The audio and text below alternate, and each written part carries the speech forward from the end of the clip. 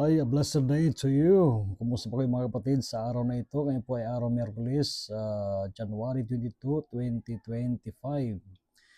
Niya ko kayo, napakinggan sa Padaron upang ating pagnilayan ang Ebanghelyo sa araw na ito mo sa Ebanghelyo ni San Marcos, chapter 3, verses 1 to 6.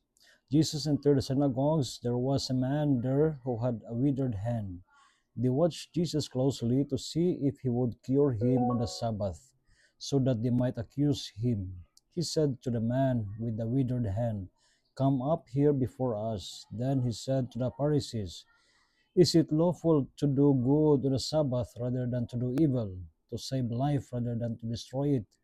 But they remained silent, looking around at them with anger and grieved at their hardness of heart. Jesus said to the man, "Stretch out your hand." He stretched out, and his hand was restored. The Pharisees went out and immediately took counsel with the Herodians against him to put him to death. Jesus in the Gospel said, "Is it lawful to do good on the Sabbath rather than to do evil, to save life rather than to destroy it?"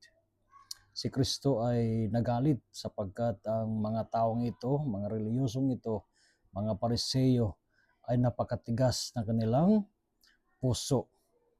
Ang puso na napakatigas ay sarado, na makita yung mga bagay na pinakamahalaga sa buhay because of their rigidity, giving more importance to the law. Nagiging matigas ang kanilang puso sa pagkakaroon ng habag sa tao. Kaya mga kapatid, sana sa buhay natin ay laging buksan natin ang ating puso, panahan natin sa Diyos sa buhay natin.